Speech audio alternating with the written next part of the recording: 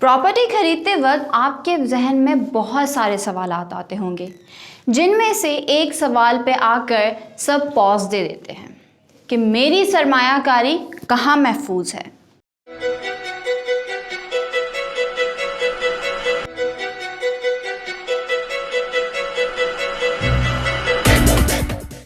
अस्सलाम वालेकुम नाजरीन, मैं हूँ आपकी होस्ट रीना और आप देख रहे हैं रेड वॉच।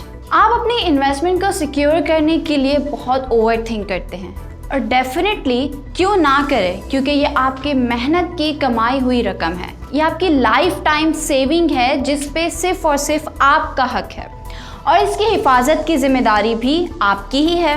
जी हाँ, अपनी चीज़ की हिफाजत आप खुद ही कर सकते हैं। प्रॉपर्टी खरीदते वक्त प्रॉफिट के बारे में तो सब सोचते हैं कि कितना प्रॉफिट होगा, क्या होगा, ये वो, और इन चीज़ों में आकर हम अपनी इन्वेस्टमेंट को सिक्योर करना भूल जाते हैं। प्रॉपर्टी के कुछ बेसिक प्रिंसिपल्स हैं जिनको फॉलो करते हुए आप अपनी इन्वेस्टमेंट को सेफ एंड सिक्योर कर सकते हैं। देखिए, सबसे पहली चीज़ आती है प्रॉपर्टी ट्रांजैक्शन, कि इस हवाले से आपके तमाम मामलात नीट एंड क्लीन हो और सारी चीज़ें टू द पॉइंट होनी चाहिए।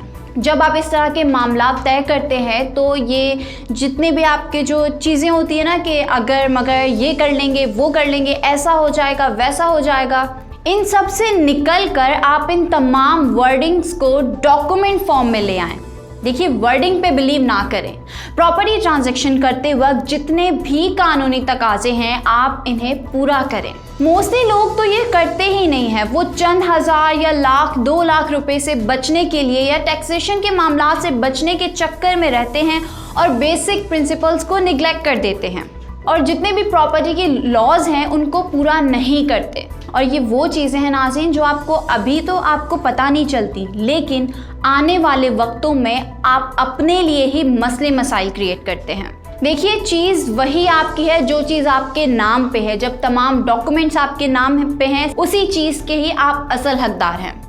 अगर आपको याद हो तो मैंने अपनी पिछली वीडियो में आपको ऐसी सरमायाकारी के हवाले से बताया था जिसमें मैंने कहा था कि 5 से 10 लोग मिलकर अपनी इन्वेस्टमेंट कर सकते हैं। तो जहां आप मिलकर किसी प्रॉपर्टी पे पैसे लगा रहे हैं तो उस प्रॉपर्टी के हिस्से के हिसाब से, यानी जो प्रॉपर्टी की जो डिवीज़न है उसमें जो आपका जो हिस्सा आ रहा है, आप उसके ट्रांसफ़र में आपका नाम होना चाहिए ताकि मुश्किल टाइम में आपके नाम पे आपका वो हिस्सा मौजूद हो।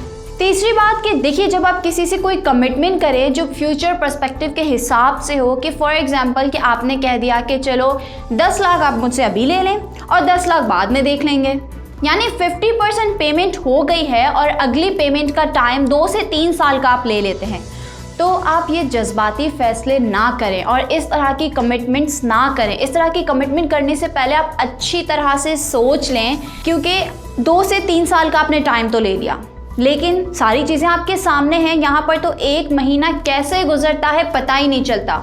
1 महीने के एक्सपेंसेस अभी तक पूरे ही नहीं हुए कि अगला महीना सर पे आ जाता है। हम क्या करते हैं, हम कैलकुलेटर की बेसिस पे खेलते हैं कि कैलकुलेटर के थ्रू हम एक नेटवर्क क्रिएट कर देते हैं कि इतने पैसे हमने अभी डाउन पेमेंट कर दिए, बाकी पैसे हम बैंक से ले लेंगे और 10 साल में हमारे पास रेंट आता रहेगा और हम लोन देते रहेंगे। आपने लोन ले लिया और आप जो है बैंक के थ्रू आप पैसे देते जा रहे हैं, आप रेंटल का आप वो तमाम एक्सपेक्टेशंस लगा के बैठे हैं, आपने पूरा वो नेटवर्क क्रिएट कर दिया है। तो ये सारी चीज़ें जो है ना वो सिर्फ सुनने में बहुत अच्छी लगती हैं, लेकिन जब आगे जाकर जब इन चीज़ों से मसले मसाइल क्रिएट होते हैं तो हम खुद आकर फंस जाते हैं। अगर 10 साल बाद आपकी जो आपने तमाम जो नेटवर्क बनाया हुआ है, कोई भी चीज़ अगर इस नेटवर्क में टूट जाती है तब आप क्या करेंगे?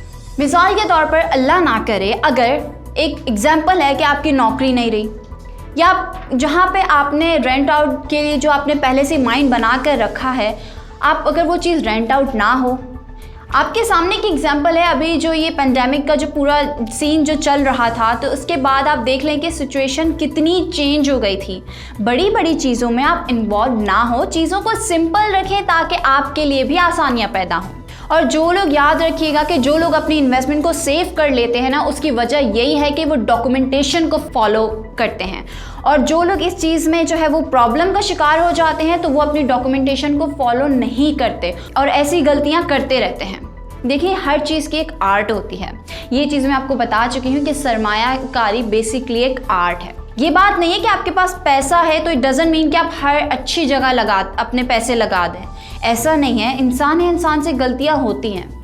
इन चीज़ों के लिए सिर्फ आपको पैसे की नहीं, आपको नॉलेज की नीड होती है। तो आप कोशिश करें कि एक अच्छे कंसल्टेंट से राब्ता करें। अपने पैसे लगाने से पहले आप उनसे कांटेक्ट करें, इस बारे में आप सोचें, आप बिल्कुल समझदारी से काम लें।